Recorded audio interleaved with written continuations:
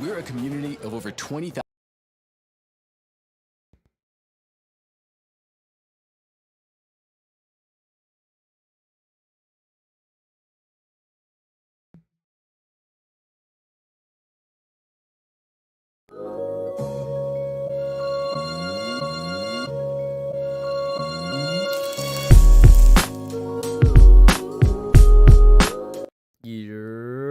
What's up, Giants fans, Hub watchers, YouTube subscribers, Twitter and Instagram followers? It's Kush back at it again with another episode of the Just Chillin Podcast call-in show.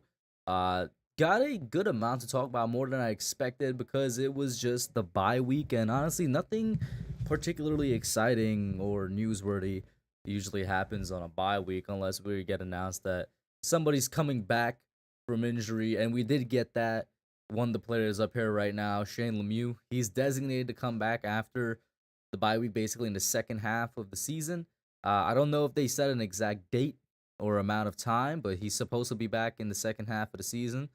And unfortunately, we had an injury in the bye week with Xavier McKinney, which is I'm going to talk about for two reasons. One, obviously, the injury, but two, just the way that Giants fans and media really go overboard when it comes to these players. And I'm willing to be that guy. I know I already sort of built a rep as the guy that overly defends players, and maybe that's wrong of me, but I'm like I said, I'm willing to kind of die on that hill, go down fighting with that hill. I did it with DeAndre Baker. I was wrong. I did it with Kadarius Toney. Looks like I was wrong with that too.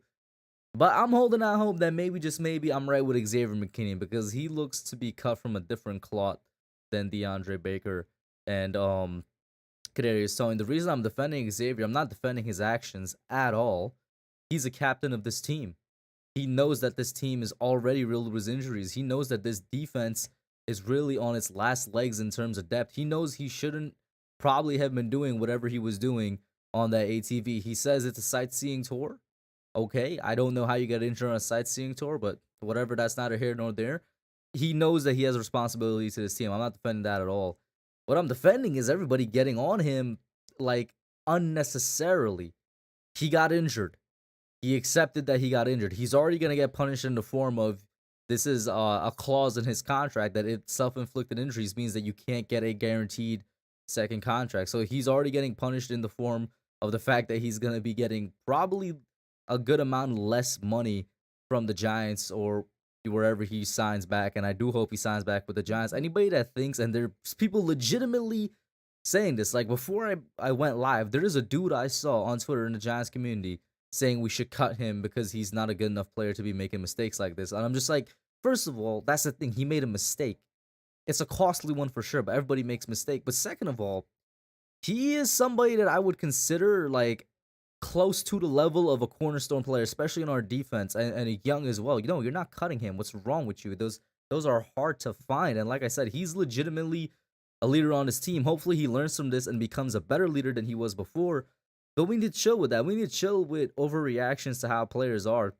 They're allowed to do things on their bye week. Once again, was it a stupid decision to probably go and do this? Yes. But it's not like he's denying it. He owned up to it. He's going to get punished in the form of his second contract. And he's probably going to get a fine from the Giants as well. I don't know. I'm just throwing that out there. And you know for damn sure Brian Daboll didn't let this slide whenever he talked to him. Whether it was in the locker room, whether it was over a phone call. And Joe Shane, you know for sure they didn't let this slide, because they're not people we've seen through their actions so far. They're not the type of coach and GM that will let mistakes like this slide. So the whole thing for me is stop with the needless, like, just piling onto him. Because New York fans and New York media has a bad habit of running players out of town. And I'm be honest with you, it's a very unattractive place to play, where any and every mistake you meet is heavily scrutinized by both the media and fans. Shout out to Silver Party. Shout out to Toast. Toast, he got injured in the bye week while riding an ATV. Unfortunately, I'm going to be honest, it looks like he might be out for the rest of the season, because I got a chance to look at the locker room interview that he did. Maybe he was just saying this to the media because they were honestly hounding him. But when asked about his timeline, he said he didn't know. If it is just like some broken fingers, then it's like I think it's a 4 to 6 week timeline, is what it is, which is most of the season. But if the Giants continue to do what they do, which is win games, then it will definitely be helpful to get him back, towards the end when we make the playoffs and whatnot. Guys, as you're popping in, I forgot to even say this. Make sure you hit that like button, hit that subscribe button, and most importantly, share it out. The call-in link is pinned in the chat. My camera looks overexposed right now just because it's kind of bad lighting in the room. Not much I could do about it there. Let me get the first caller on. It's CJ. What up, CJ? What's up, Kush? Glad to finally be back on. Happy that I'm now among the first people live with you. Yeah, Um, usually you'd have to wait, but you're early, so it is what it is. hey, listen, it sucks. I'm not happy about it. Ironically, actually, I'm a bit pissed off about it. But dude, it I don't want to be the guy that says these type of things happen because they No, because don't. they don't. Like I said, like, yo, everybody has a right to criticize Xavier and call him out because he's a captain. But like, there's people going over, and even the media was going overboard. They were really They were like, if you look at the locker room interview, they were trying to get him to slip up to say something wrong, and like you could tell when they do that. To me, and I don't think you and I had spoken about this, but the difference between the difference between this type of issue and what happened with Tony and Baker is that those are just purebred, knuckleheaded, just dumbass decisions by a couple of goofballs with with with McKinney. It's just it was an accident. It was an accident gone wrong. It's not a major concern on like his character. It's not a big concern about It's his definitely not a concern with his character. character because he was Or the one that posted it before anybody. He got on Twitter before exactly. anybody else and informed the fans, "Hey, I got injured on a sightseeing tour while on an I'm ATV, like, I'm broke like, hey, broke his dude, fingers. He's gonna be out dude, you, weeks." dude, you know better. You're a captain. You're one of the building blocks of this franchise. You should know better. Haven't said all that. McKinney again. He's a cornerstone. He's one of the cornerstones of this franchise. He's one of our foundation building blocks moving forward. And if it wasn't for this freak accident, we're probably talking about McKinney in a different light, especially towards a contract extension. Okay, so I'm not gonna bat an eye about this at all. Yeah. Again, And this like I this said, is there's people going the only reason I'm even in a position of defending him because if Giants fans weren't the way they are right now, I'd be saying this is a stupid decision by McKinney, which it is. you should know And better. like you should know better. That's the main talking point here. But unfortunately, because like Giants fans are kind of overreacting. Like once again, y'all, I'm not kidding when I say I've seen several people on Twitter saying we should cut this guy, we should What? trade this. Yeah, I'm like, do y'all realize he's just You like in do his so third year, so bro? so you're talking about cutting a bona fide top five level safety who's on his rookie contract because he made a dumb decision. I don't know about top five level. I think Top McKinney 10, is really good. bona fide top 10. He's an all pro caliber safety, and you're thinking about cutting him because of a stupid decision. Are we serious? There was somebody on Twitter that literally, with a straight face, no sarcasm, literally tweeted out, McKinney honestly hasn't done much this season. I'm just like, that's how I know you're a box score watcher. Like our defense has its holes, but safety room certainly is not one of it. Our safeties have been really amazing this season. I know Julian Love is getting a lot of love as he I love should, Julian as Love. he should, but we shouldn't ignore the fact that Xavier is holding it down on his end as well, and he's the one wearing the green dot. Now, that also comes back to bite him because he's wearing the green dot. That person's going to be out for whatever amount of time. But let's not act as if this dude's a scrub. No, let's not act like he's just a guy. Is what I'm getting at. He's not just a guy. He's a pro. He is a pro. He has at the very least a Pro Bowl caliber safety who has the potential to be a top 5 level safety, if not already. So, folks, calm down. It was a stupid ass decision. But this is one of your cornerstones. This is one of the cornerstones of your franchise, of your entire defense, folks. Calm down. Let's just hope it's not a season-ending injury, because all that's going to do is hold back any, contract negotiations with him. I was gonna say, like, he's already in the form, like I said earlier, technically getting punished by the Well, fact that this yes. falls under the clause of a self-inflicted injury, so he's not gonna get a guaranteed contract. And I know this is people might say I'm terrible for saying this, but low key, this injury, it might be a blessing in the fact that we're strapped for cap and we don't have to offer him a guaranteed contract. Like, that sounds terrible, but it's a positive to take away from this, if anything. Let me get a couple of these comments though. CML X26 says it was questionable decision and shouldn't have happened, but oh well, nothing else to do. Just hope he gets healthy again and next man up. I'm exactly with you. Next man up, Dane Belton. He's been good. Now, I won't say I don't think he could necessarily hold the fort in the way McKinney can, but I'm not too worried if it's only like a month, right? Maybe his bones heal a bit faster or something. But if it's only like a month, Dane Belton, Julian Love, they're gonna be working overtime for sure, but we're gonna get something done. And maybe they shift Peppers back to the safety role instead of the kind of sub linebacker he's been. Collins, yes, I'm sorry. I'm thinking 21 in my head. Thank you. Maybe they shift him back to the safety role. He's been used a lot more as a sub linebacker. They'll figure something out, man. Your Rod says it's not Xavier's fault. It was a freak injury. He just wants to have fun during his week off. I'm with you there. Once again, not absolving him of any responsibility for anybody tuning in. Fully his fault. Fully a captain. Should know better. Jamar says it's about to be JPP all over again. Do you remember how did people react when JPP had his self-inflicted fireworks injury? Oh my god, it was ironically it was 10 times worse than this. I'm like, really? Even me and my dad we were just like we were just clowning on him because this wasn't this like right before training camp. Like, dude, what the hell are you doing playing with fireworks and you blow pretty much your entire hand off? Had to support a boxing glove for a hand in a contract year. I'm like, but again, at least McKinney didn't shoot his hand off or anything like that. Then let me see. Let's see here. Not gonna lie, why couldn't Galladay do this? Because then we're allowed to void the contract and get it off his books. Hey man, never wish injury on somebody, but that's wishful thinking though. I'll say that. That's some wishful thinking.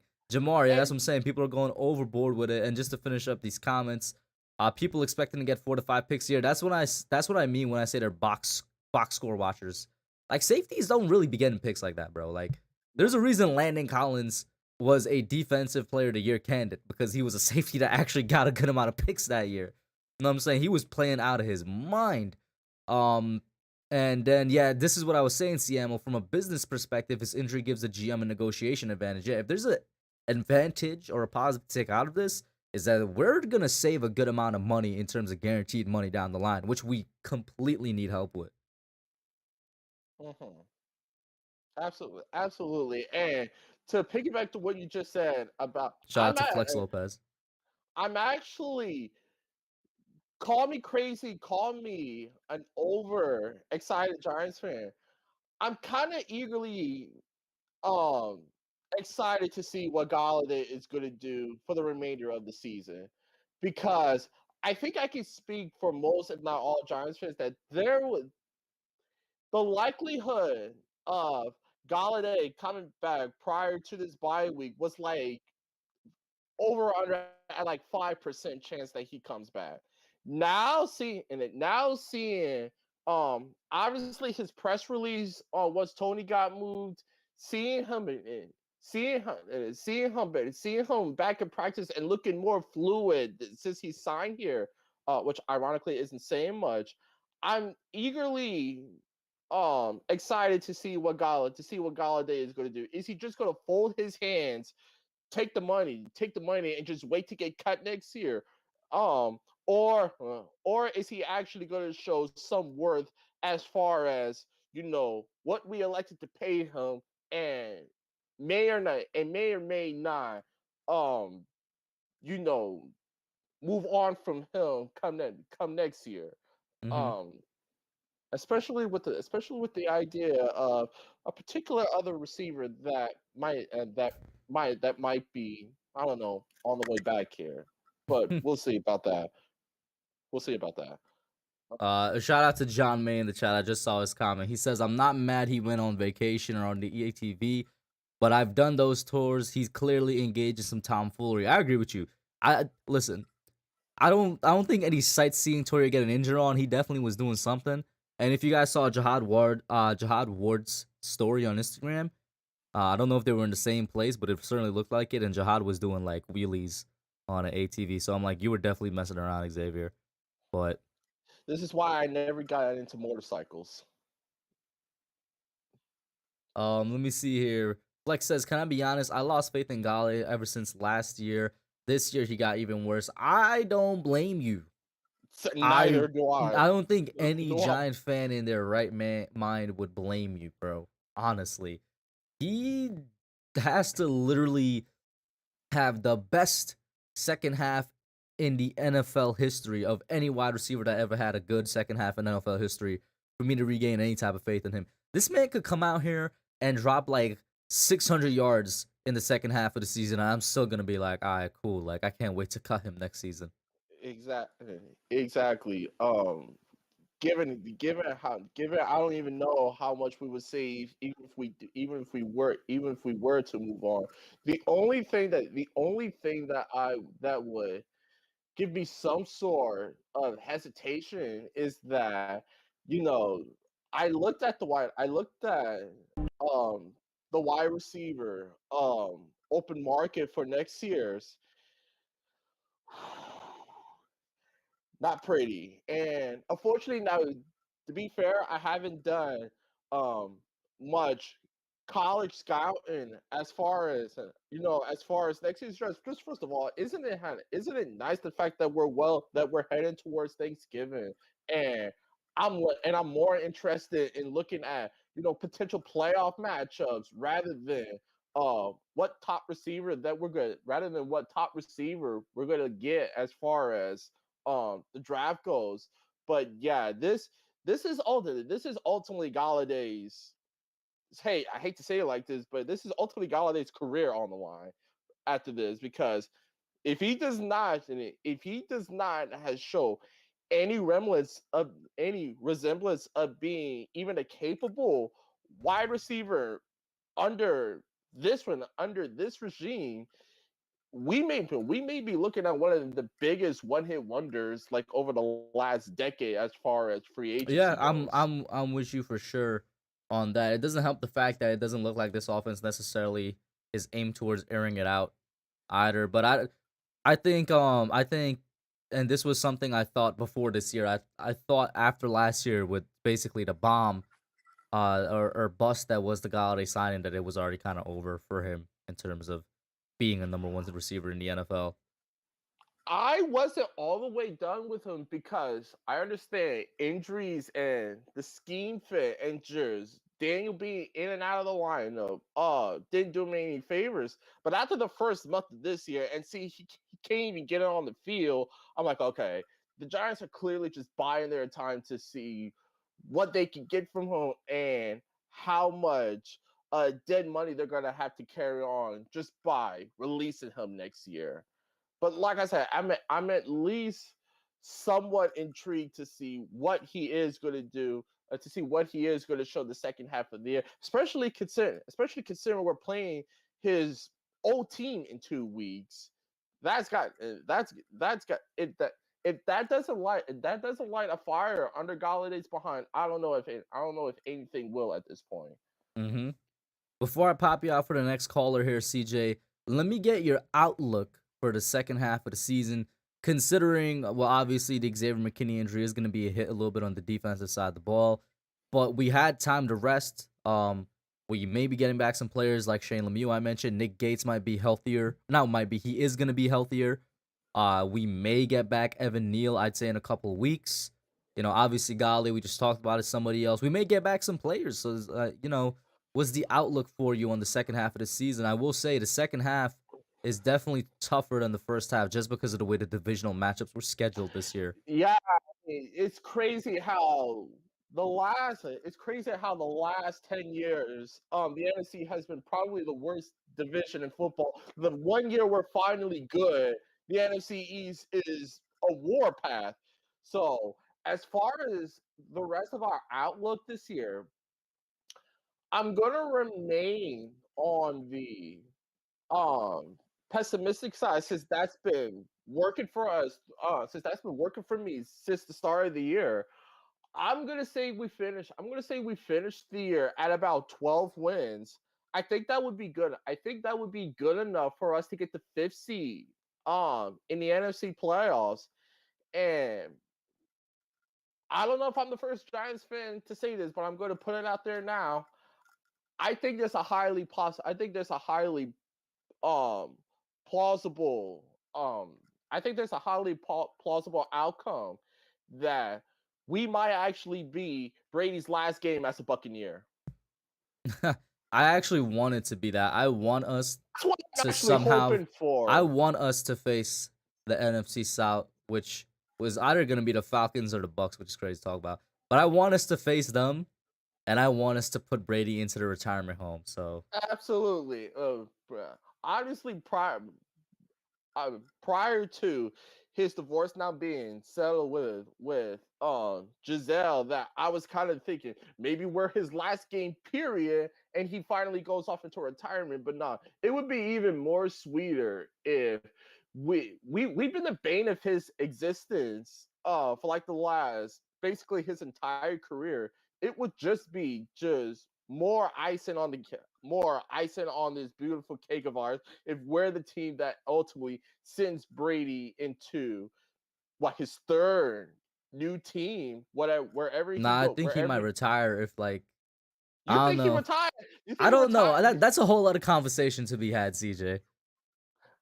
Hey man, you said it. I did. You said and I didn't. And ironically, to this day, Daniel's best game is probably still his first game against the Buccaneers his rookie year. So With Jameis I though. well, yeah, but still, it's not And like then Brady he is playing. I It's know, not but like like if Brady's if we're playing gonna say against that, Jameis then that if year. we're gonna say that, then I can say probably hit the worst game of his career was the very next year Totally against the fair. Buccaneers. Totally You know? fair. But Totally CJ, fair. thank you for calling in, man. I appreciate it. It's nice to have you back on the show. Let me pop you out real quick, man. Peace. Before I pop on the next caller, of course, let me address the chat. Shout out to Nova Nebula in here. Shout out to Nate. We got the Rand in here as well. Let me read a couple of these. Glad we can't think about playoffs. Still definitely thinking about receiver, no cap. And then he corrects it with can. I'm with you there, but I don't really think there's much to do in terms of receiver unless like Robert Woods miraculously gets cut and we could sign him on some type of veteran deal, which I don't even know if he'd want it. Also, my pipe dream is, of course, we somehow get Odell back, and it's like against the Cowboys. But like he has a lot of suitors right now, so we'll see what happens. Flex says, I know everyone out here gonna tell me I'm crazy, but man, imagine having OBJ back, man. I don't know. That would be fire. If he did come back, that would revive the offense. Like I just said, that's my pipe dream. I don't know if it's gonna happen, but it's completely a pipe dream for me. I would love it for if it would happen.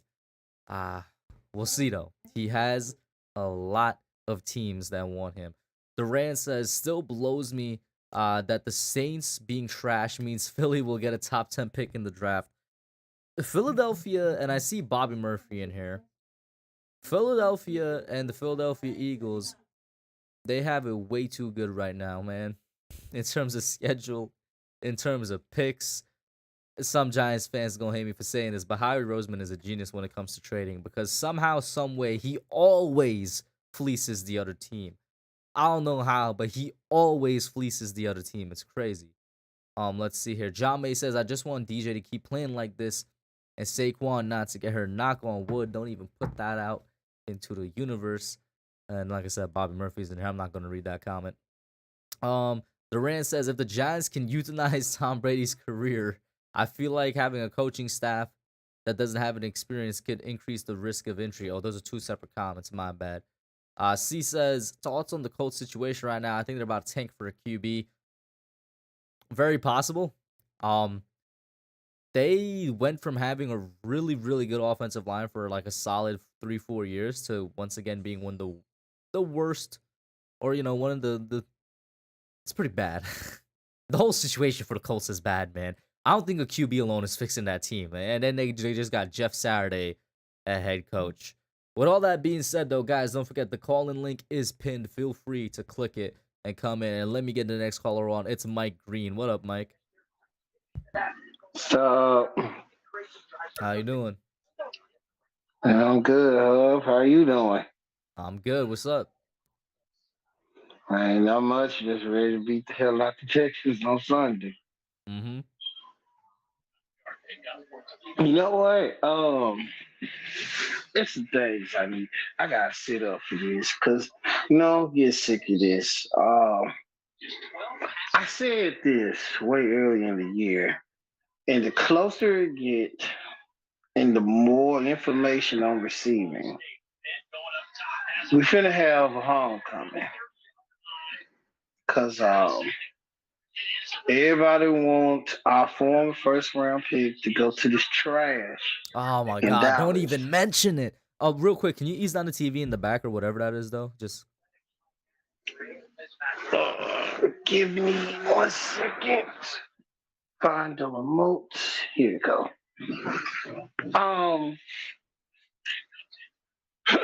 Yeah, that good.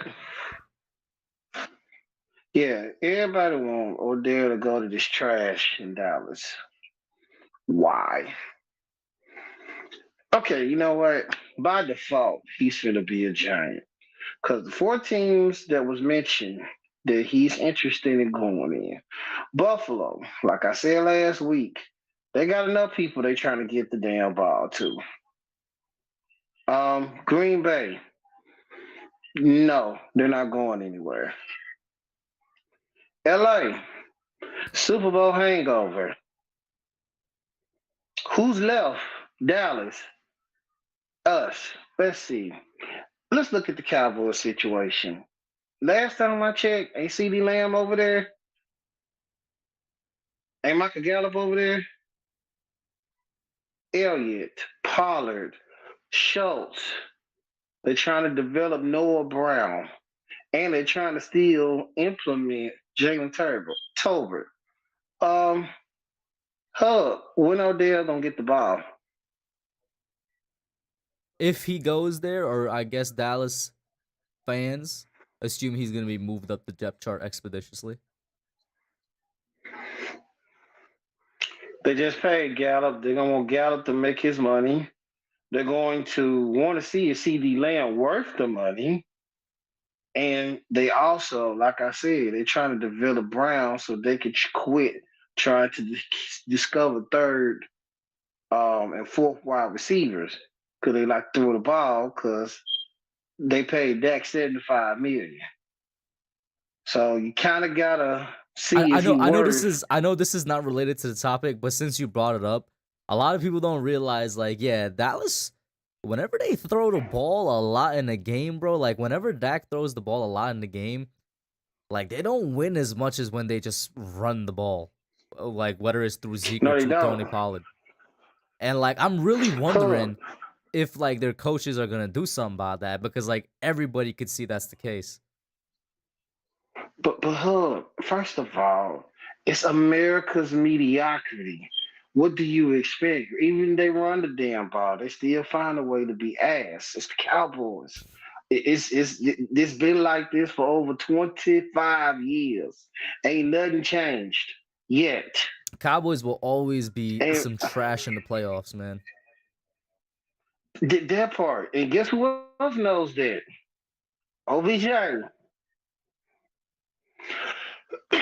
And I'm just disturbed. Why DJ ain't good enough to get OBJ the ball? You gotta ask OBJ that. No, OBJ want to come here. I'm saying, as far as the media is concerned, why Odell Beckham Jr. ain't good enough for Daniel Jones? Or why, even better, why Daniel Jones ain't I good was gonna enough for say the OBJ? question is probably the other way around. Because let's put it like this, Hub. Did he have a birthday the other day? Odell, yeah. Who you think was at this party? Mr. Sterling Shepard, and I think Saquon was there too. Daniel Jones was also at that party, sir. Are you for real? I didn't see that. Chat, let me know. I didn't see that. That's what I'm saying. He hanging out with the team, getting chemistry off the field that he Wait, wants where to did play you see? for. Where did you see DJ was at the party? Where did you see that at? It was a scene. It's information that I got that I just shared with you, sir. Nah, bro. I can't take that, bro. I can't in good faith run with that, unfortunately. Bruh. Hopefully you're right, because that's a big sign. You know what I'm saying? That's a big sign. Hopefully you're right, but I can't in good faith take that and run with it. The New York Giants are 6-2. We're not the scum of the National fucking Football League no more. We are a good team. Everybody want to still claim this goddamn rebuilding. We about to be 7-2 after Sunday. That's not rebuilding. You're in a position to put a trophy in your damn case. Rebuilding is 1-7. Rebuilding is 0-8. That's rebuilding. You're a playoff team. I got a question because I can't remember what your opinion was, but how did you feel when the Giants didn't trade for a wide receiver last week? I was disappointed, but then I thought about, okay. I was gonna say, but did you understand? Yeah, I understood. Honestly, you want the picks to build a team. That's why I say signing Odell Beckham even more makes sense, because you still get the help you need at the wide receiver position, and you didn't have to give up picks for this help. Mm-hmm. Now, here's my question to you. Odell has come out and said that he wants a multi-year deal with some guaranteed money. Do you think that we would offer him that? Because we all know it's no secret what our cap situation is.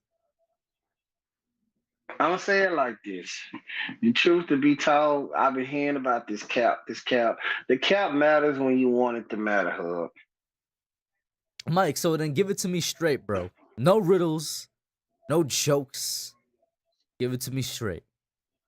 Is Odell gonna sign with the Giants, bro? Yes. Okay. Is he gonna play against? Is he gonna play against the Dallas Cowboys, or is it gonna be after the Dallas Cowboys? I'm going to probably say it's gonna be after, because he hasn't been cleared yet. I know he has been cleared. Once he get, Jay Glazer tweeted out that he's been cleared. Oh, I thought they said at the end of the week. Well, if he's been cleared, then we might get a chance to have him Thanksgiving against Dallas. Okay. Because if it was saying like at the end of the week, he still got to sign. He still got to get implement with the offense, get in football shape. You just can't come in the game and be like, yeah, I'm OBJ. Nah, bro, you still got to run a few routes. Got to get your legs back under you. You got to get hit so you can trust your knee to know they'll hold up, all of that. Yeah. So. And out of curiosity, Mike, do you have a Twitter account?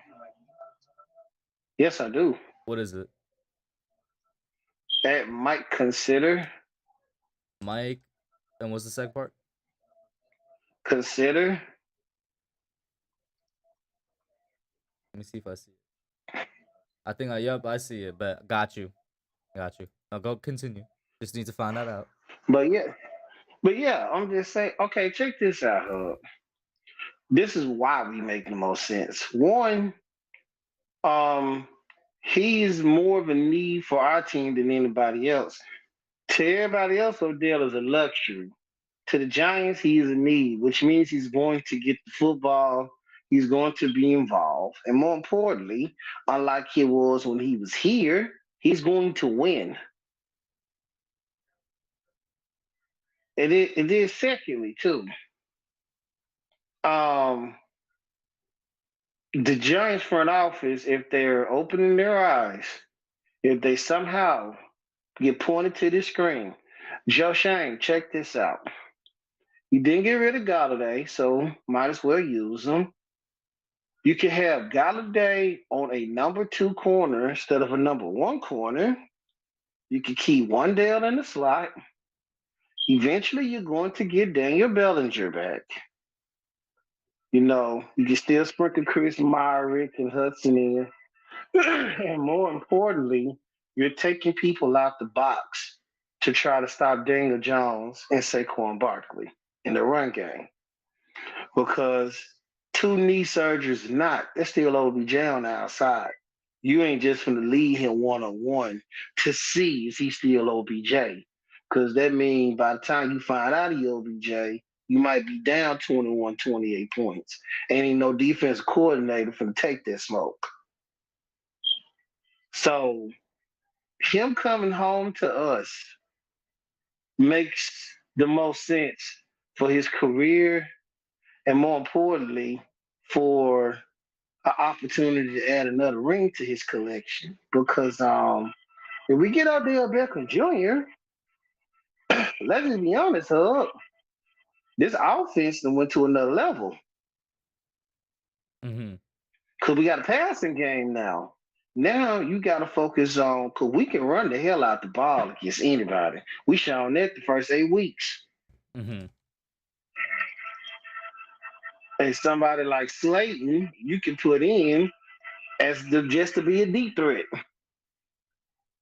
Got you. He ain't got to run the whole 9 tree. He could just be your deep threat now because you got a receiver that runs the 9 tree. Mm-hmm. You got your jump ball receiver. You got your twitchy slot guy. And that's what I'm saying. Like, it's the fit. And then on top of that, relationships matter, ladies and gentlemen. You don't think Saquon and Sterling Shepard and even Daniel Jones themselves to win top of John Mayer and Joe Shea? Matter of fact, I don't know if you heard, Kenny Galladay is willing to restructure to get Odell in the building. Where was that report? They reported it the other day. Let me see if I could find this real quick, because that would be big news if he said to get Odell in here, Kenny Galladay, and chat. Let me know if y'all heard of it. Cause Kenny Galladay ain't stupid either, Hood. If I got Odell on the other side, I'm just saying I don't see anything here. Kenny Galladay saying anything about restructuring his deal or talking about Odell right now. But I'm saying that would make a lot of sense too. It might not be reported yet publicly, but I done got some crazy connections, Hub, so I'm gonna leave it at that. But all I'm gonna say is that go ahead. I'm gonna say it like this: if Kenny Galladay, if you hear Kenny Galladay restructure his contract, then we ain't gotta wonder if Odell coming. We know for sure he's gonna be a Giant, even more than what we feel now, because he can get the deal that he's looking for. And he said a multi-year deal, Hub. He ain't never say how many years. That's what people are not realizing. Multi-year can be 2. Still multi-year. Yeah, I never said anything like it was going to be long. I just meant multi-year. Mike, before you go, let me read these comments because the chat been moving. And some shout-outs in the way. Shout out to Calvin, Arizona fan. It's been a minute, Calvin. How you doing? Shout out to Michael. Shout out to Luann in here. And let me get some of these comments. Seattle says, Hub, what do you think about people that want to buy into this season and are mad that we're not trading for players to make an impact? Now, in my opinion, I want sustainable success. I'm right with you. I want sustainable success. That's why I was completely fine with standing pat at the trade deadline and not making any moves. Also, the prices that these wide receivers were going for was a little too high. Chase Claypool worked for a second. that meant anybody better than him was going for like a first round pick. That's a little too steep for me with the current people that were on the trading block. Calvin says, props to your Giants hub. Keep stacking those W's for the playoffs. I'm rooting for you. I appreciate it, Calvin. I hope somehow, some way, your Cards get back on track. Durant says, love OBJ, but I'm not paying OBJ what he wants to come here. Could it be possible the reason he had success in the Rams last year was because he was playing opposite to, at the time, the best wide receiver in the NFL?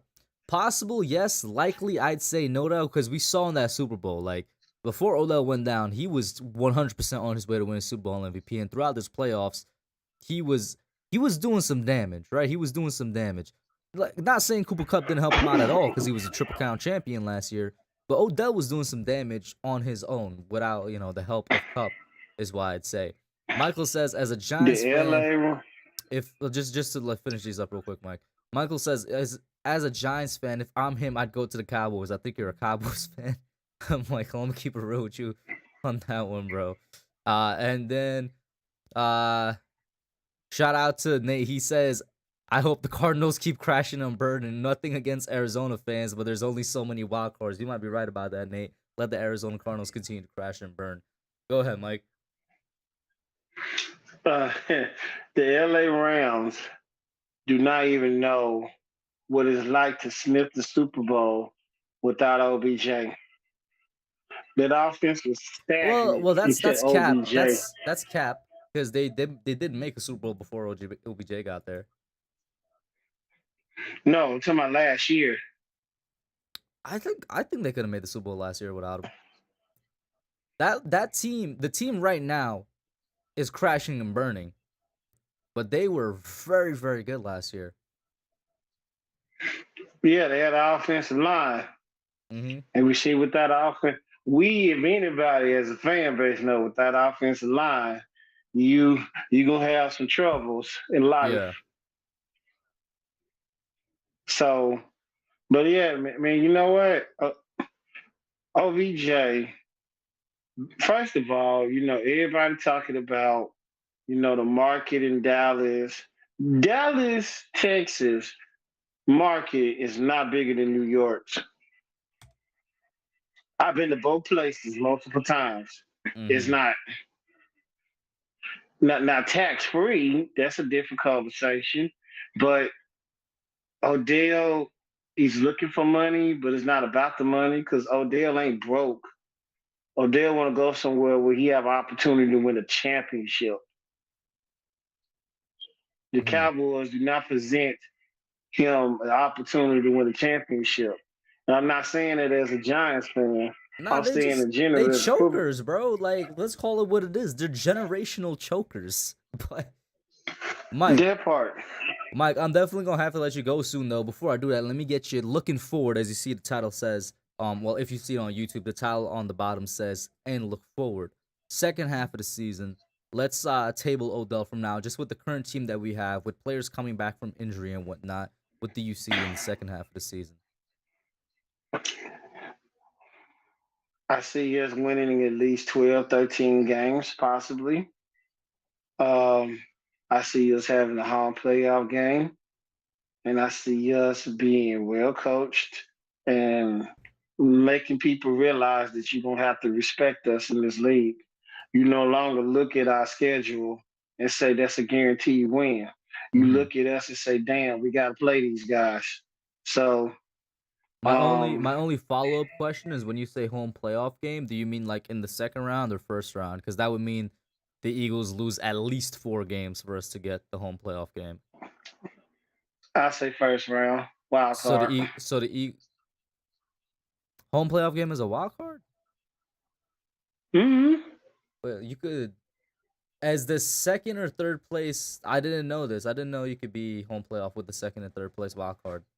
I thought you'd always be away because you didn't win the division. So because the second place wild card would face the first place wild card from their division. But see, the thing about it is, if the Flocks get a first round bye, it's gonna go down to tiebreakers in that situation.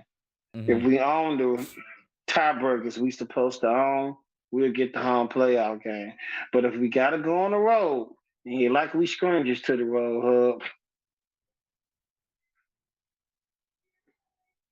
That first championship in '07, we won Both 11 of them. straight road Both of games. them. Both of them were all like, I like the There's been one playoff game in MetLife, whoop-de-doo, the Falcons game, but that was basically a championship on the road Right, too. right. So what I'm saying is, Hub, that if we got to go to somebody else's house and disappoint them, we ain't strangers to it. So Mm-hmm. either way it go be blue. Um, let's get 7-2 this Sunday against Houston and take care of the Lions next week also, and get ready for the grand finale on Thanksgiving. Mm-hmm. Thank you so much, Mike. It's gonna be the first Thanksgiving game in a while. Sorry that I actually be watching with like full investment because we're on it. I'll be eating my food, watching, having a good time as we take down the Dallas Cowboys. Thank you, Mike, so much for calling in, man. Have a good one. You mean America's trash, but we're gonna be nice tonight. We're gonna be nice. We're coming off our bye week. We're feeling a little bit generous in terms of what we're calling them. Okay. I guess, Hub. We can do that. Yeah. Peace out, Hub. Be Peace. blessed. Thank you, man. You too. Thank you for calling in as always, Mike. Before I get the next caller on stream, let me get some more of these comments right here.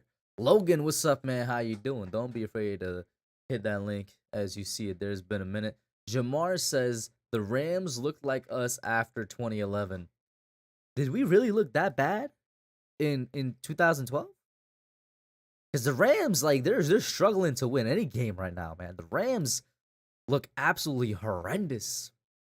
They look like straight garbage at points. They just look bad, man. Were we really? I don't think we were that bad, were we? That's crazy. Emil says, how many teams can say they have their tackles set for the next 10 years? I'm with you there. I think we got our tackles set for the next 10 years. We need, and it goes to your second comment, all we need is guards in the center and this O-line's top three. We don't even need to draft them extremely high. We can get good guards and centers in like the second, third round, and in some cases even the fourth round. So, and I'm hoping that our assistant general manager that we got from the Eagles is going to help out with filling out the interior of that offensive line. Let me pop on the next caller. Is Nate. What up, Nate? How you doing, man? Yo, can you actually just give me 1 second here, Kush? I hopped in just to make sure it was working. Oh, give me for sure. 1 second, I'll be back. While Nate is doing what he's doing, guys, I'll continue reading these comments. CML says, and Jamar says, the Pigeons not staying undefeated. Listen, call me a homer. I think we can definitely get one game against them. Just one game. That's all I'm asking for. Just one game. Even if they go undefeated, good things don't happen to undefeated teams unless you're like from the 1972 season. So, been a while. Been very much, oh my God, Moses. It is Moses. Listen, how you doing, man? I was not prepared to be on this stream You tonight, have but we're making it work. You have blessed facial hair genes, bro. That's all I'm gonna say. That's incredible. Listen, I heard the bat signal. I'm here, Kush. Let's talk some ball, man. Let's talk. Can I see what your shirt says? It low-key looks like a cowboy shirt. I'm not gonna hold you with the star and the blue. Roger Williams. It's a college up north. You don't need to worry about it. Got you. I'm saying, man, I would never be silver caught dead wearing a star shirt. on a blue shirt. Just it don't look good, Nate. All right. Cut that, man. Cut that. Come on. Let's start off with Xavier I'll McKinney. You know what? Hold on. Just because you said that, and it's right here, I'm just gonna. Yo, do y'all see the way the beard is filled in? This is crazy. This man doesn't know how good he has it. We can't have Cowboys vibes on stream. You're right. There you go. And it's a man that may or may not be making some type of comeback. We'll see. You know, listen, he definitely. I don't care if he makes the comeback or not, but it is a Giants jersey, and it's right here, and it does not represent the Cowboys in any way. So. Got you. Xavier McKinney. Now, to recap, I don't know if you were in like the very beginning of the stream when I said not absolving him of any responsibility. Yeah, like he deserves criticism. He's a captain. He should know better. But as usual, fans take it overboard. Go ahead, man. Yeah, my comment on this in the beginning is the same as it is now. I think there's a fine line between holding a player accountable and raking someone over the coals and taking it too far. And as ever, Giants fans cannot find any line except the one they're snorting. So on Twitter, there's some fans, I think, taking it too far. But at the same time, there's also people that are saying that it doesn't matter at all, and it does. It does matter. At the end of the day, it was a breach of contract. And clearly, as we can now see, it's in the contract for a reason. So I think if you're going to argue either extreme here, you're wrong.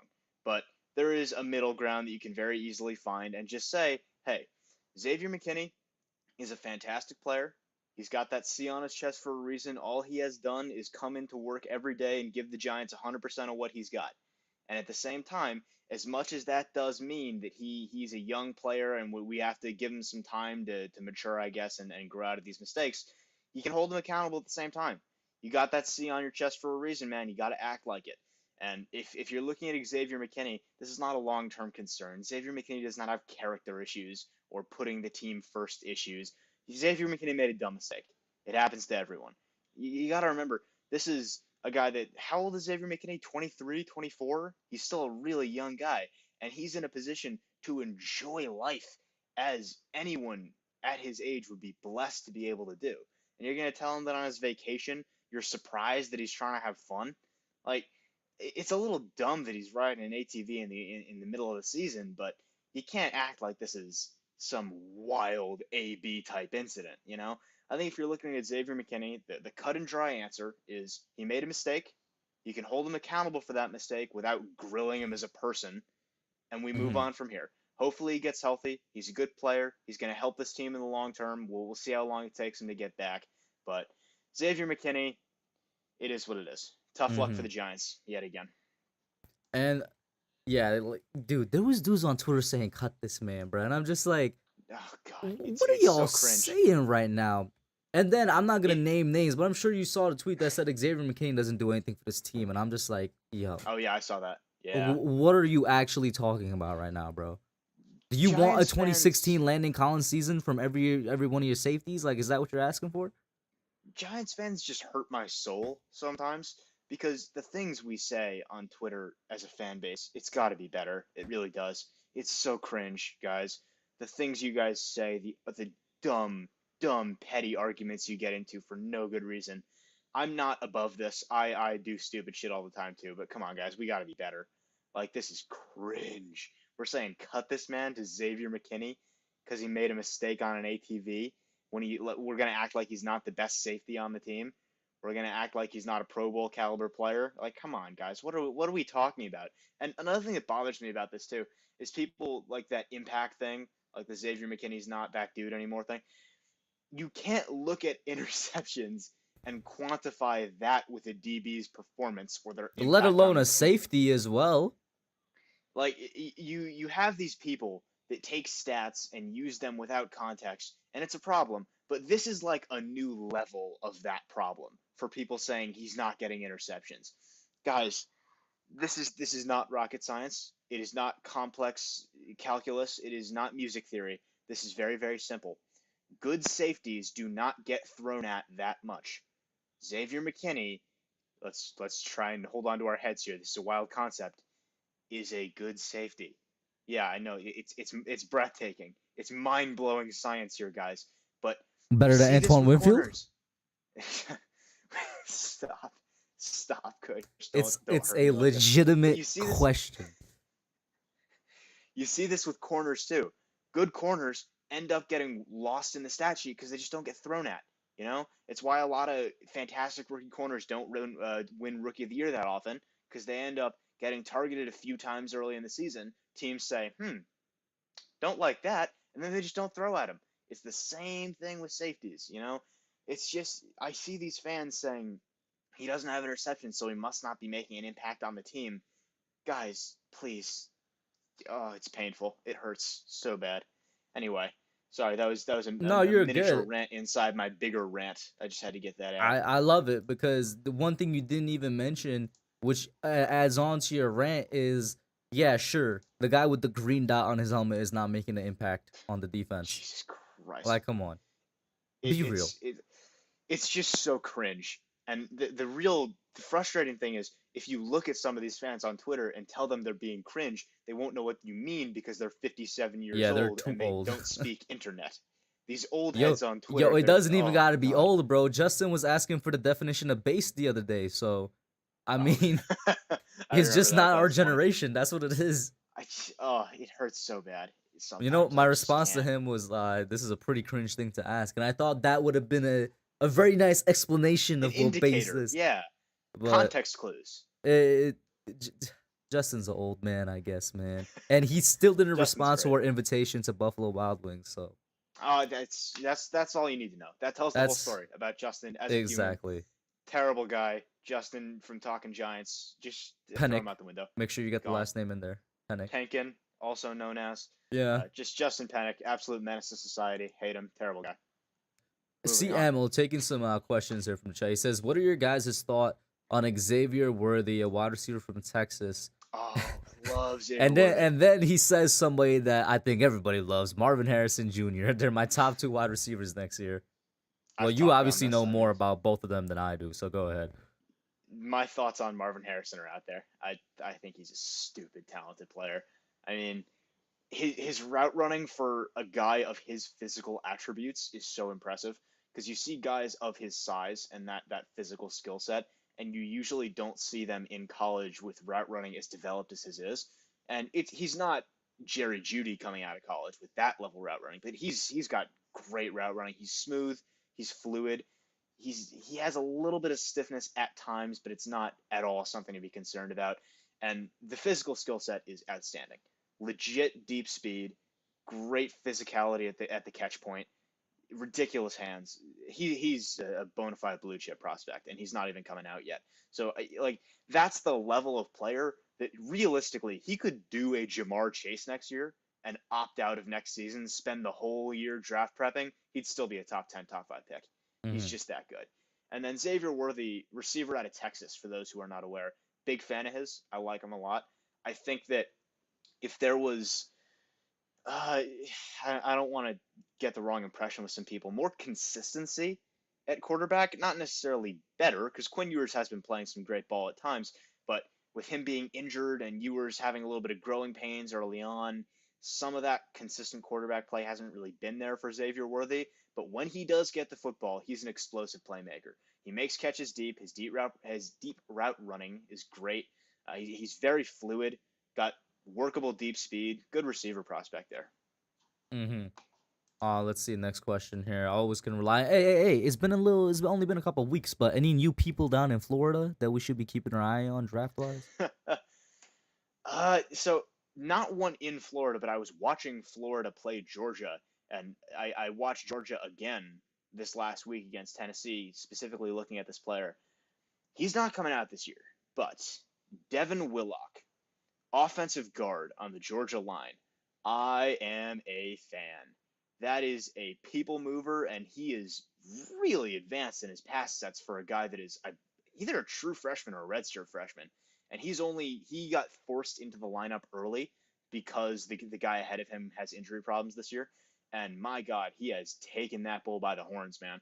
So I am a big, big fan of Devin Willock. Got all the physical gifts, and when I look at interior linemen, my bias is just who's the biggest, meanest dude, and Devin Willock has that. So that's a guy I'd look at for the When is future he draft? for When is sure. he draft eligible? If you know, I believe next year. I could be wrong, but I think next year. first round pick, or is it possible we could finally get a good lineman in the mid rounds? With offensive linemen, it's impossible to project this far out. I mean, even with any position, it's impossible to project year over year. But he certainly is on a path to be a first round pick, I would say. Got you. Let's get the next comment here. Nova says the Giants started 6-2 in 2012, but finished 9-7. Lost the division to RG3 and the redacted, unfortunately. Yeah, that was like RG3's rookie year, right? And like they allowed that man to play back on, something he shouldn't have played back from. They did not protect him from That's himself. what, a decade and 3 ACLs ago, give or take? Yeah. Now he's a commentator and frequent Twitter goer, Mr. RG3. His Twitter is hilarious. Yeah, man. he's very, very he's a great interactive. follow on Twitter. Yeah. Let's His see. feuds are fantastic. Bookend says bunch of DAs. What do you mean by DAs? My is that for the first time ever on stream slang that I don't know? DAs? I'm not sure either, honestly. Yeah. William says we don't stand a chance against the Cowboys on Thanksgiving. What do you say, Nate? disagree. Go ahead. I think we. They, I think we hey have a man, chance. I'm not gonna lie, bro. Their front seven is scary.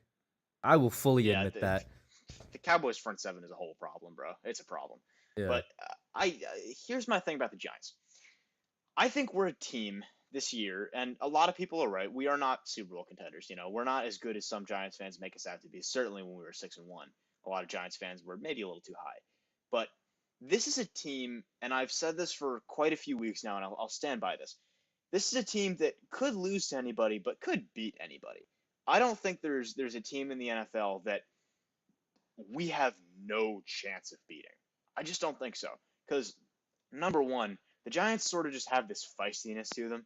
They have this never say die, what is quit mentality. So I just don't think they're ever really out of a game, unless, Richie James is back returning punts. But combine that with the fact that the NFL is one giant pile of mid this year. It's really just one giant pile of mid. There's no team, not a single one, at the top of anybody's power rankings that has had a really fully clean season. Even the Eagles with their undefeated record. Mm-hmm. They looked shaky as all hell against the Texans in that first half. Yo, the Texans low-key, they could have tied the game at one point.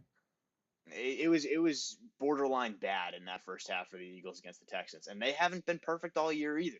The record's great, but that is not a perfect football team. It's a damn talented team, but they're not perfect.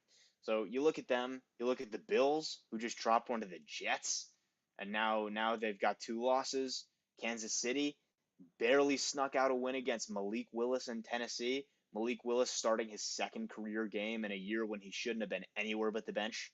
You look at these teams and you think, yeah, they're very good, but are they invincible? No. You look at the Dallas Cowboys, you're looking at that team, and you're saying you can't see a world where, as good as that defense is, their offense just sputters. With Dak Prescott not playing his best football, that's not really up for debate right now. For whatever reason, whether it's rust, whether it's lingering injury, anything, he's not playing his best football. Their receiving core is not what a lot of people thought it could be before the season. Losing Amari is a massive deal for them. You're looking at that, and you're going to tell me that's not a beatable football team? You're going to tell me that this is such a massive gap between these teams? Are the Cowboys the favorite? Sure, absolutely, and they deserve to be. They're a very good, farther along in the process team than the Giants are.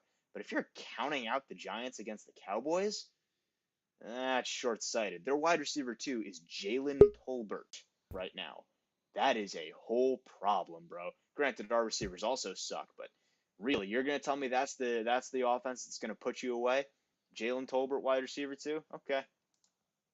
Bookend tackles, and I agree with you. I think they scare me, but just like I said with the Eagles, I think we stand the chance to get at least one game against both of them. And yeah, for sure. I don't care what anybody says about Washington. Yeah, they got a couple of wins. We're sweeping Washington. All right, I'm sorry. I don't care what y'all say, bro. Taylor Heineke, the only time he beat us was with 2 QB sneaks. All right, so that's not happening again. Washington, Bookend, I just don't think will do anything until they fully sell the farm. But whatever. Yo, Jeff Bezos, Matthew McConaughey, and who is the other person? Jay-Z, right? They're the ones in line to buy right now. First of all, Jeff Bezos wanting to buy the team. That's not a surprise, bro. I'm going to be honest. The least surprising thing that has happened with Washington in years. I called that, I think, 3 or 4 years ago that Jeff Bezos was going to buy Washington at some point, or at least try. Second of all, do you actually think Dan Snyder's going to sell the team when he says he will? I don't think so. That's a good question. I don't think it ends up happening. I don't think it goes there. He hired Bank of America. It's all well and good. He didn't even say he was selling. He said he's looking into it. Mm-hmm. Like, I don't think Dan Snyder's getting out of the NFL unless someone pushes him out. We'll see if Jim Irsay got anything else to say about it. Bookend Tackle says Jim Irsay sucks. Go ahead. Because he has his whole thing with hiring, Jeff Saturday. Oh, God, Jeff Saturday. That's a whole other can of worms. And it's like, it's a whole other can of worms that I'm not going to open right now. I'll say this, though. the criticism of the hire is valid. It's just that I hate for it to happen to a guy like Jeff Saturday, who was a great player. But it is what it is. It's very similar. but You know what's funny? I know you're not a big basketball guy, but it's very similar to last year when the Nets hired Steve Nash, who was a 2-time MVP but had like that wasn't zero last year. coaching That was a few experience. years ago when they hired him. It was like a year and a half. He only spent like a year and a half, 2 at most, as You the head sure? I coach of could the have Nets. sworn I heard about that way before that. Because they still had the coach that they when Kyrie and Durant first got there, they had the same coach that they had that coached the 2018 Nets team. And then I think in 2020 is when they hired Nash. Like during the 2020 season. And you are right, September 2020. I didn't think it was that close from now. Fair enough. Yeah. Shows you So- what I know about basketball, guys. It's fine, but I'm just saying it's such a very similar situation in terms of just former Yeah, players that don't but- have like the most or if any coaching Yeah, experience. here's the problem. Here's the problem with that comparison, though. It's basketball versus football. Coaching the two sports is not the same, even remotely. Of course. Like football, and it bothers me when people don't admit this or don't understand it. Football is by a massive margin the most strategically involved sport of any mainstream sport. Like if you're gonna call chess a sport, fine, but in terms of actual sports, it's football, a mile wide gap, and everything else, because there's just too much space involved, too many players involved, and the strategy is way too deep. So if you're going to compare Jeff Saturday to Steve Nash, I mean, it's just not fair. Jeff Saturday, the fact that he has no experience means so much more to a football team than a basketball team. So the Jeff Saturday hire is mind-blowing. Yeah.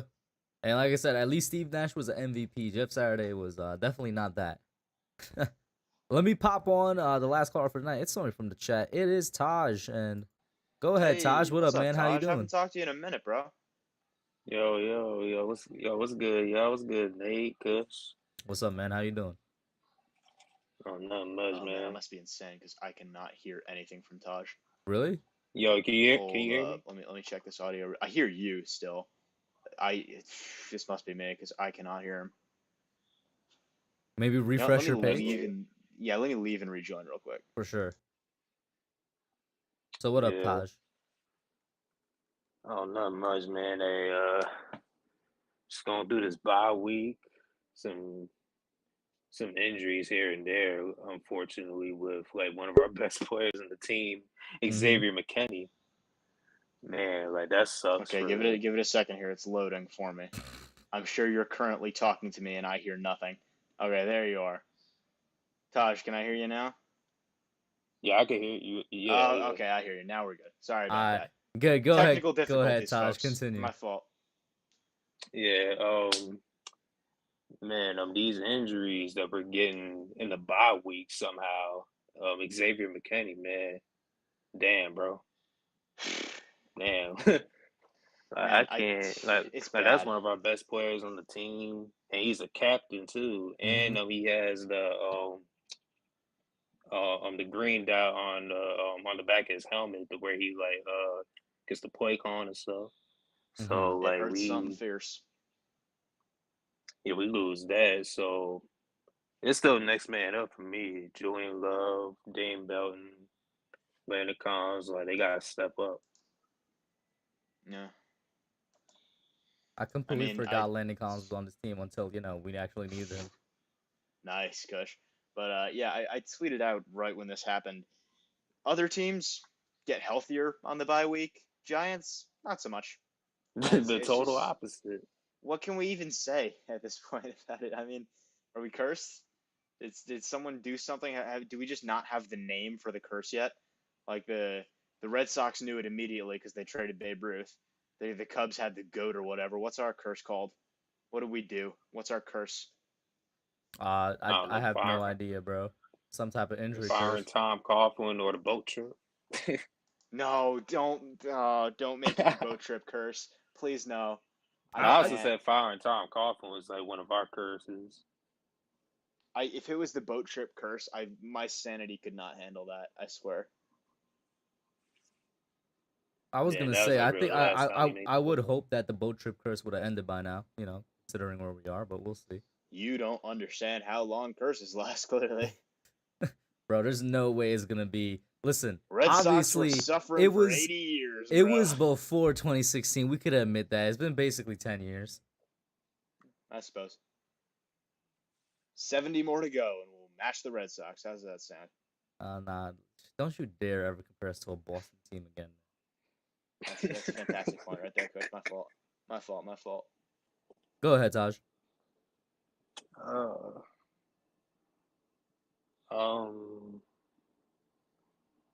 Ain't nothing been going on other than the Xavier McKinney news. I mean, like I ain't been on Twitter like that in like a minute. So I mean, like I really don't know what's going on much from the Giants. So Sure.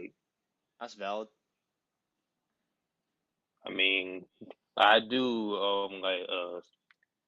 I do like step in on Twitter for like once in a while, like just like you mean do some sort of stuff, and then like I hear like at times I hear y'all like on the spaces and just talk that talk about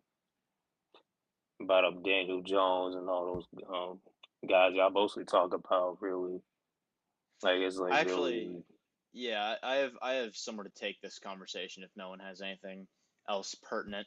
But before I do, you know what the real big shame of this moment is right now, Kush? About 20, 30-ish minutes ago, maybe a little longer than that because we've been on stream. So maybe 20, 30 minutes before I jumped on this stream, I spent a good 15, 20 getting out a long-winded, cuss-filled rant about the Yankees. And man, that would be great content for you. And I'm sorry I didn't save that rage for this moment. But yeah, I'm sure that the viewers definitely would like it. Even though I don't know anything about baseball, they would have loved it. Listen, it's not about baseball. The content there is just in having a pissed off fan with some high quality ranting. So that's my fault for not saving that. But something else we can steer this conversation towards, because I think you guys will both have some good opinions on this. Let's talk quarterbacks. And I do not want to engage in the old stale DJ debate again, because my God, it makes my brain itch just listening to it. But I want to talk about quarterbacks in the first round of the draft, because I made a Twitter thread about this, about the sort of some of the statistics that go into this. That was a lot of next year's draft that I completely murdered in that sentence. There's in next year's draft, he was asking. No. I'm just talking about in general drafting quarterbacks in the first round. Let me give you some lead in here for you guys to talk here. So from 2010 to 2020, and I wrote a bunch of stuff out on Twitter about this. Y'all can go check that out if you want for some more context, whatever. From 2010 to 2020, there were 29 quarterbacks drafted in the first round. Now, without having any data in front of you guys, what would you guess is in a ballpark percentage estimate the hit rate of those quarterbacks for not an elite quarterback, not a great quarterback, just a franchise stable guy? What do you think the hit rate is? 20%, I'd say. And Tosh? 35. Kush, you got it dead on the money. It's 20%. So I think that number deserves a closer look, and I'll get to another reason why in a second. But first off, because a lot of fans, and I think this is a syndrome of the armchair GM, which all of us are guilty of at some point, but a lot of fans point at the guy they like out of college and don't look at it as what it is, which is a lottery ticket. I'll add one other person in here, and then I'll have to remove the... Sure. Are you good, bro? What's up, boys? What was that, bro? I don't know. I'm just I'm gonna be honest. Man. Oh, there he is. Rob was still buffering for me until this exact moment right now. Oh, that's hilarious. What's up, Rob? How you doing? I'm in a good mood. What's up, gentlemen? Excellent. What, Rob? Yeah, let's let Nate continue. Yeah. Go on, Nate. This is good. Rob can add some more thoughts to this once I let you guys give some takes on this. So, hey Nate, a lot of people point at the guy they like out of college, and instead of seeing a lottery ticket, they see the immediate solution, and they say, "Why would we settle for?" Why would we settle for Daniel Jones when we could have an elite quarterback like insert name? Smart quarterback. Why would we settle for Daniel Jones being just stable when we could have insert quarterback name here? And a lot of fans don't understand that you have a 1 out of 5 chance if you're drafting that quarterback statistically. 10-year sample size, that data is pretty solid. You're going to look at that and tell me that that's the cut and dry solution? I don't know about that. But the really fascinating thing to me, which gives a new perspective to this, is it was 20.6% was the percentage hit rate for quarterbacks taken in the first round out of 29 in that decade. In that same time span, there were 24 quarterbacks taken in rounds 2 through 3. Those quarterbacks had a 20.8% hit rate, which is slightly better. So you're going to look at that, and the message that sends to me, the takeaway that I get from that, is that it does not matter what the reputation of this quarterback is. Everything else matters more. The checklist to me is talent, situation, luck. That's what it takes to find a franchise quarterback in this league. So I think this applies in both ways. In one way, you can have the Anthony Richardson fans, myself included, saying, hey, it doesn't matter where the pedigree of him as a player is. If the talent is there and the organization likes him, it'll work out with a little bit of luck. But the other side of that is it doesn't matter that Daniel Jones isn't in the MVP conversation or hasn't put up the ridiculous numbers. If the game on the field is there and they think they can surround him with talent, which, let's be real, he has the worst wide receiver core in the NFL right now, and that can succeed, then that ought to be the plan too. So I think it's just interesting to think about from that perspective shift standpoint, and I did want to get your guys' thoughts. I'm gonna let Taj go first. Go ahead, Taj. Yeah, I do agree with you that Daniel Jones definitely has, I think, the worst wide receiver core in the league. Like not even a debate. Like, I just think, yeah, man, like the kid just needs some help, man. Like he needs some help, like just to see like what he really is as a quarterback. Like we can't like really like fully evaluate who he is as a quarterback just yet without those guys. Okay, Rob, you go next since you just popped I mean, look at for me, with Daniel, I don't know. It's hard for me to give a read on the kid. Um, has he had weapons, around him the 4 years? No. I mean, he hasn't even had this version of Saquon Barkley since he's been on the roster. But it's like right now, would I take Daniel Jones back or no? I wouldn't. Um, but he's got, like Joe Shane said, 9 games left. So who knows what he's going to be able to do in the 9 games. I hope that he spent a lot of time, watching the film back from the Seahawks game and saying, listen, I had some shots that I didn't take and I missed guys and I can't be up for a contract and not make certain throws and not take chances and not do this. And I'm a big advocate for bringing in a wide receiver, not because I want to evaluate my quarterback, but because we need to bring one in to help this offense. Yeah. You need to bring one in to help out your running back. And this is why I think they need to go out and really be a firm hand in trying to get Odell in here. Because I love Odell, but 2, I think if you add him, it's going to help your running back. It's going to help your young wide receiver in Wan'Dale Robinson. It's going to help your young tight end Daniel Bellinger when he gets back on the field. Because, okay, you want to load 8 or 9 in the box? Fine. Odell can win on one-on-one matchups. Say he gets double teamed. Well, that's going to leave your tight end one-on-one. That's going to leave Wan'Dale one-on-one. It's gonna create mismatches. It's right now, open up the whole field for the offense, basically. Exactly. Right now, there's no defensive backs that we're going up against that are intimidated by the wide receivers that we are presenting onto this field. So when you don't respect, and again, that's not saying that they don't respect them on a personal level, respect their careers or what they've done up to this point. But when you don't respect somebody and you're not intimidated by what they could potentially do, like you don't see teams putting 9 in the box with Tyreek Hill out on the field. Like they're not. Like they respect the fact that he could burn you in one play. So you need to have as many guys in the back there as possible. So when you go ahead and you do that, okay, create that one-on-one matchup. And that's what they need to do, whether it's for Daniel Jones whether it's for the rookie quarterback, especially getting a rookie quarterback next year. More than likely, the quarterback that we're going to end up with is probably going to be Anthony Richardson. That's who we're going to end up with next year. Will Levis is my main guy, but AR is probably the guy that we're going to end up with. And when you go ahead and you bring that guy in, he needs to have a number one wide receiver target that he can go to. You need to have an Odell a Saquon Barkley that's going to be healthy. Tight end, Daniel Bellinger, in year 2, I expect him to take an extreme leap. I think that Daniel Bellinger could be a top 5 tight end in this league. I do. I believe that he could be I think that was a sleeper pick in the 4th round, 5th round that we got him. I think that was a phenomenal pick because he could do everything. He could block, he can catch. Look at how the tight end position affected our game on Sunday against the Seahawks. I'm not saying that him being there would have made the difference on whether we won the game or not, but you can clearly see, like, when they had certain guys that were going in, they could tell it was a run.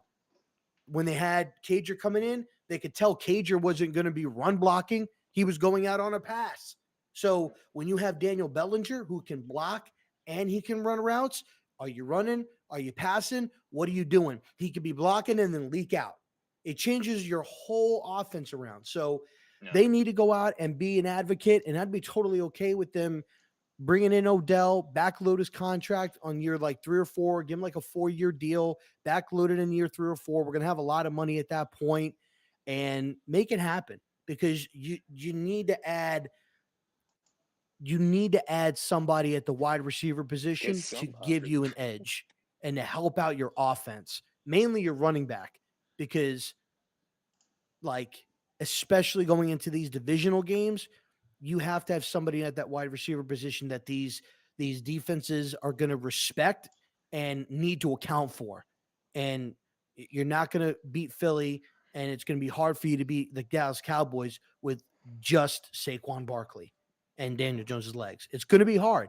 So again, you're not going to have Odell for the Dallas game, but Kenny looking a little agile in practice today, make some cuts. KG, I'm not expecting major things from him, but maybe he could provide some lift at the wide receiver position. I think he's a little bit motivated. But can I ask you a question, Rob?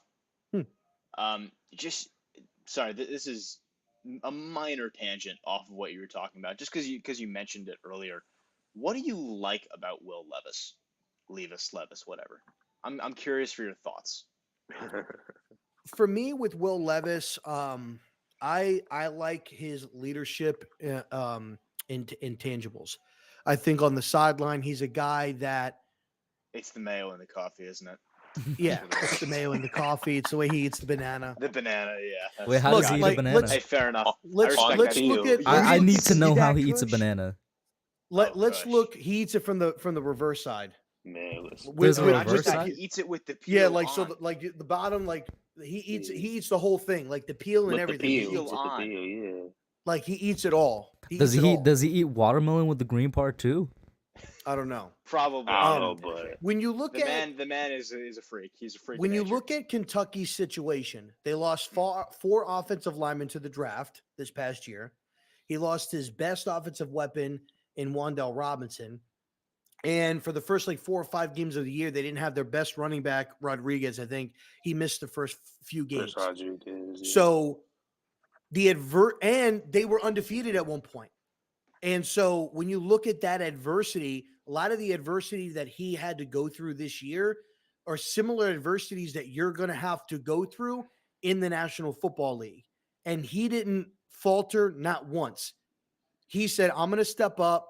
I'm going to be the guy. Lean on me. I got you. I'm going to carry this team on my back. Whether he was throwing it, whether he was running the football, he is a vocal leader. His teammates say it. His coaches say it. People that have worked with him before said it. And at the end of the day, the guy believes in himself. He left Penn State to go to Kentucky to be a starter, and that was a risk for him. That was a chance that he took, but he said, he left "I because could he do got it." beat out for the job. And he, but at the end of the day, he knew what he was capable of, No, yeah, full And credit there. I'm just saying, you know what I'm let's saying? Like keep it 100 here. it's always a Mike B, risk. you're right. It's always a risk when you do that. So, and it paid off I was for going to him. bring that up if Mike didn't, by the way. Just What saying. did he say? Because I can't see He can't said see Hub what he knows said. how to eat a banana. Oh, I mean, that's so true. Robert, are you familiar with the Hub banana incident? no, I'm not. Oh, okay, I don't even know if I want to. I don't even know if I want to. I don't even know if I please want to know. continue. We'll talk But about that's that later. why I like Will Levis, because I think he will step in and be like, I saw Josh Allen, a video with Josh Allen. He has 11 different handshakes for Yeah. every member on his offense. Josh And Allen's I'm been not a saying leader that on that that's team what for a Will few Levis will years do, now. but I think that Will Levis carries that type of leadership capability at the quarterback position, which I think is what we're lacking right now. Like in that game against Seattle, if Will Levis was on that field, Will Levis says, "I got you.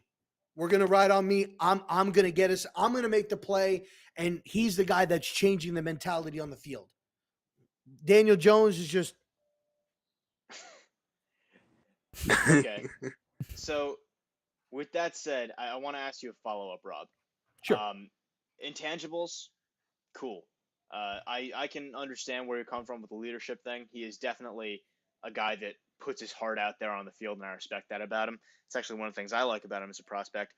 But more specifically, what do you like about him from his on-field production standpoint? If you're looking at him as a player, not so much as a leader, from the quarterbacking standpoint. I mean, from a quarterback standpoint, he does a good job of going through his progressions. He's not afraid to take the chance. He'll take a risk. He'll throw the ball up there. I think I think is probably one of his top targets that he's got right now. He's not afraid to try to make a play. But I'm seeing like what he's doing as far as his production, and right now you can honestly probably say that he's maybe outperforming Daniel Jones right now at the college level and I think they would probably say, he really doesn't have a lot of weapons, so if you go out there and you give him a Saquon Barkley, you have a decent offensive line. He doesn't have a very good offensive line right now. I think he's going to make a lot more and take a lot more chances and trust himself, being able to go through his progressions, make the tight throws. I think he's confident in his abilities. He doesn't doubt his abilities. I think he's confident. Whether they pay off or not, you always want to have a quarterback. I think he's got a little bit of a gunslinger mentality. I mean, you want to have a quarterback that is not afraid to take a chance, not afraid to take a risk. You don't want to have somebody that's playing it safe all the time. You want to have somebody that's going to take the chance, try to make a play, and you're going to either live by the sword or you're going to die by the sword, and more times than not, Brett Favre was a gunslinger, but every time he cocked that ball back to throw it, everybody was like waiting to see what was going to happen, whether it was going to be a bad play or a good. And he had a lot, and when he connected, it was great. It was memorable. It made an impact. It changed the game. And I think that he can do that. Now, I want to pivot. With Anthony Richardson, I see a lot of similar qualities. First and foremost, I didn't know Anthony Richardson was that big. Like, I thought he was a skinnier guy. He's a thick guy. Pause. There was no need for that, but continue. On your channel, built. there's always He's a need, built. Kush. He's built. He's built. And channel. what I'll say is he's also putting up some decent numbers, but he has a lot of good players around him. I think that Trevor Etienne is a great player. As far as a running back, I think he's going to be just as good as his brother Travis. That's with Jacksonville. So he's got some pieces there. But what attracts me to Richardson is his age. He's like 20 years old. He's going to be 21, I think, come draft time. So he's going to be young. He's moldable. Like, taking a guy like that has some raw ability, some power. I watched the game this past weekend with him, and there were times where he was staring down some guys. He was going through his progressions, but there's times where he was kind of staring down. But he's young. You can develop that. You can change that. You can coach that. You can make the necessary adjustments that you need to try to slow the game down for him. I think they're both good quarterbacks. But if I would want Will Levis, just because I mainly don't trust quarterbacks coming out of Florida or Ohio State. I feel like they fail more than they succeed. I'm not saying that Anthony Richardson is going to fail. I'm not putting that on him because he could come out and he could play well. But Florida produces a lot of quarterbacks, Tebow, Leak. I'm not saying first round guys, but I'm saying they've produced a lot of quarterbacks that have not amounted, to anything in the National Football League. Same thing with Ohio State. Although Fields is playing pretty good right now. Tim Couch came out of Kentucky and he didn't do so fantastic. But I'm saying, but Tim Couch came out, but that was like that's the last like big name guy back in like the 90s. Rob, you know what I'm saying? Like you've had two quarterbacks come out of Oregon. The scout the player, not the helmet philosophy. I don't really buy into this. But here's the thing. I hear what you're saying, but if you work for me and you constantly come in late all the time, am I ever to think that you're ever going to come in early? I would love to know where you're going with this metaphor, Rob. So my point is that if you have a school that constantly produces quarterbacks and the quarterbacks don't succeed. But that's not the same guy coming in late. What do you mean? It's the same concept. Right, but everything has changed from you talked about three guys. You said Tim Tebow. You said I'm talking about Tim Tebow. I'm talking about Chris Leak. I'm talking about Terrell Pryor. I'm talking about Troy Smith. Terrell Pryor was Ohio State. I know that. I'm talking about all of the quarterbacks that are coming out of the school. I'm talking about Florida specifically right now. Yeah. Let's take this one college at a time. Okay. But Florida specifically, right? If you're just looking at those guys you're naming, right, and you're looking at those guys that are coming out of Florida, number one, every player that you're listing is incredibly different from one another, and they all failed for different reasons. Number two, if you're looking at the times those guys are entering the league, everything has completely changed from those years to now. The entire circumstance is different. So if you're looking at the history of those guys, and we can take it back to Ohio State too, since you bring it up, because I used to be of the mentality that Ohio State quarterbacks failed for a reason, and there is still some truth to that from a schematic standpoint, but that's a whole other conversation to have.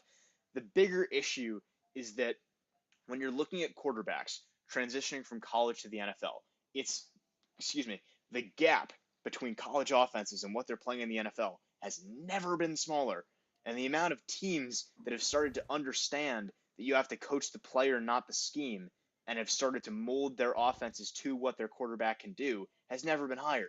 So if you're looking at these quarterbacks and you're saying, okay, Anthony Richardson, CJ Stroud, whoever, and you're looking at this, I view it the way Mike Tomlin views it, which is if you're looking at these players with anything other than athletic pedigree, you're dodging the responsibility of coaching. The responsibility of a coach for Brian Dable, for Mike Kafka, for our quarterbacks coach, whose name is escaping me at the moment. Their job is to take CJ Stroud or Anthony Richardson or Will Levis for that matter and say, wherever you're coming from, whatever system you played in, whatever school you played at, that's in the past. What we're doing now is saying, what do you have that we can work with? What are your problems? Right. Let's work through it. That's what happened with Josh Allen. Josh Allen went to Wyoming, and that's a fantastic quarterback school if ever there was one. And he went from Wyoming, and he had as many of the problems that a lot of these guys in this class have. And Brian Dable took that project. He took it nice and slow, had year-over-year improvement, and guess where Josh Allen is now? So if you're looking at this, and please, for the love of God, anybody in chat or anybody on the panel, please do not think I'm saying we are the Bills. I'm just comparing. But if you're looking at these quarterbacks and saying, I don't like them because they came out of this school, I don't think that's a fair assessment of that player. What it's not me knocking the player per se, but I'm saying that the schools don't hold a very good track record when it comes to producing the quarterbacks, and they fail. You're using that in your perspective of the player, aren't you? But they, not necessarily, because I don't trust. The school has failed more times producing the quarterback position than in any place. The other thing too is that when you look at schools like Ohio State, you look at schools like Florida, you look like schools at Alabama, they get the top recruits. Those are the places where guys coming out of high school, that's where they want to go. They want to go to Florida. They want to go to Bama. They want to go to Ohio State. They want to go to Michigan. They want to go to LSU. They want to go to these bigger schools. what players coming out of high school are banging down the door to go to Kentucky? Or Oregon for that matter, or any of these Oh, big time do schools or not tell me he's Texas talking Tech. about Bo I don't, Nix. I don't, Please I don't. don't. I'm just to add saying, in my like, thing here, Rob. It's like it once again goes back to you can't use that as a knock for the quarterback necessarily unless they're specifically showing you something that suggests they can't succeed without those level of players. Like for example, rest in peace, Dwayne Haskins specifically showed at some points that he could not succeed without those top level receivers, even while still in college. It's like I feel like it goes back to scouting the player, not the team thing. You can't do anything if they have a great supporting cast around them. And that's another thing when you look at guys like C.J. Stroud. In my opinion, he has probably a top 3 wide receiver in football, and Marvin Harrison Jr. Like nobody, I don't think anybody would disagree with that. The kid's a freak. You know, when you look at Alabama, they always have good wide receivers. Okay, but Florida. Rob, I mean, if- maybe just saying like they have a great supporting cast around them.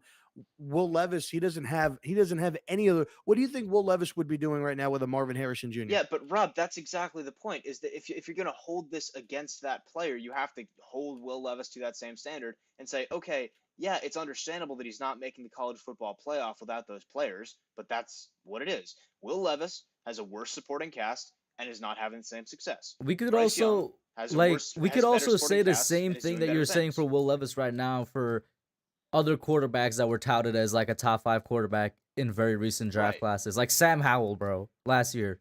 Oh God, please stop. I'm saying mean, he didn't have a it's great just- supporting cast, but he was touted by some people as possibly the best dude in that draft class, and he went in the It's just 4th. not a big factor Matt for me Corral. when I'm looking at scouting these quarterbacks, man. It just doesn't have that big an impact on their profile. The thing for me. is I'm not even trying to knock Will Levis. I think Will Levis is a good quarterback. I feel like you're using the wrong thing to support him in your argument, though. That's what it is. Well, yeah, I was asking because I was trying to, and Rob mentioned, and I did want to go back to what Rob was saying about what he liked about Levis on the field. So my thoughts on Will Levis are that he is a guy that, in terms of his reads, I think and Rob mentions it. This is just sort of the lens that you're viewing it through. You could call it being aggressive. You could call it being maybe a little careless with the football. But either way, he does like to go deep. He likes to take those shots. And whether you like that or you don't, it is a thing you're going to have to live with him as a prospect. He is not gun shy. But the other thing about Levis to me is I don't think he does go through his reads very well. And that's a thing that a lot of quarterbacks struggle with coming out. So it's not the end of the world for him as a prospect, but it's certainly not necessarily something I would tack on to his profile. The bigger issue for me with Levis is if you were looking at the 5 quarterbacks that very possibly could go in the first round this year, I think there's a chance for this to be 5 deep, being Bryce Young, C.J. Stroud, Will Levis, Anthony Richardson, Hendon Hooker. I think Will Levis is quite possibly the least talented player in that group. And I think he's still very serviceably a first-round prospect as a quarterback. I don't think he's a top 5 in the draft talent. I don't know if he's a top 10 in the draft talent. I think he has a good arm, but not a great arm. He is mobile, but not fast. I think when you look at Will Levis, he's about as milquetoast as you can get as a quarterback. And you can make that work, certainly. But I don't think that Will Levis deserves to be in some of the conversations that he's in as a prospect. That's my opinion. I mean, when you look at this, so we're all agreeing that Will Levis does not have the same type of supporting cast that a lot of these other guys. And I'm not going off of his rushing stats or anything like that. I'm strictly just going off of his passing stats. He's got a 68% completion percentage. He's thrown for 1,900 yards, 16 touchdowns, 8 interceptions. He's got a pass rating of 161.7. C.J. Stroud, 2,400 yards, pass completion percentage of 67.9, 29 touchdowns, 4 interceptions, 185 rating. But we know the supporting cast that he's got there. He's got a lot of good stuff going on over there in Ohio State. Bryce Young, 2,234 yards, 62% completion percentage, 19 touchdowns, 4 interceptions, 152 rating. And then obviously you have Anthony Richardson, 1,839 yards, 55% completion percentage, 9 touchdowns, 7 interceptions. And the reason why I'm high on him versus saying like I would choose him over anybody else if Levis wasn't available is strictly because of his age, and he's young, and you can mold him and change him and get him to where you want him to go. And I feel like he's intelligent enough to do that. And that's not even with me looking at Hooker. So Hendon Hooker and pulling up his stats, which is another quarterback that's going to be coming out this year with others as well. So when you look at all of these, guys, like the fact is that Levis is producing almost the same amount as all of these other guys, and they have way better talent around them. They have the only thing that Will Levis has right now is he's got a top running back that he just got back, like 2 weeks ago. So like for the most, it doesn't matter. But so I'm saying, and that's it. And he's still producing, or at least trying to, and he's in the same as far as from except for CJ Stroud, because CJ Stroud has 29 touchdowns. So you could say CJ Stroud and Jalen Hurts are like in the same, or like the same right there, if you want to look at this as being the division. So I mean, Will Levis, he doesn't have a lot of crazy numbers, but he doesn't have a great supporting cast either. Rob, I feel like we already talked through the supporting cast thing, and you just went right back to it. No, it's not even the supporting cast. I have a different problem with this. Rob, this is my opinion. You can take it or leave it as you will. I do not care about stats in college. I just don't. They're so wildly variable based on any number of things. It's never a level playing field under any circumstances. I do not care about stats in college. I just don't. So what do you look? So what are you judging Purely off tape. of then? Purely tape. I just, it's when you're looking at these college stats, it's impacted by 1,000 different things that are not going to be relevant in the NFL, because the college game is so much more expansive in so many different ways, and the schedules are so wildly different, and there's 1,000 different things that impact that. And you talk about, the supporting cast is different, the offenses they're playing are different. It's wildly variable for so many different reasons. And you look at these players that go from college to the NFL, and you look at the stats they put up, and it really just does not change anything. Justin Herbert's average depth of target in college was so stupidly low. It was ridiculous, because Oregon threw nothing but screen passes. He gets to the NFL, it's bombs away. So you're looking at these stats for all these players and accumulating yardage with these college schedules against cupcakes that they schedule 4 times a year. And you look at Big Ten style of football versus SEC style of football. Pac-12 is a whole different game in and of itself.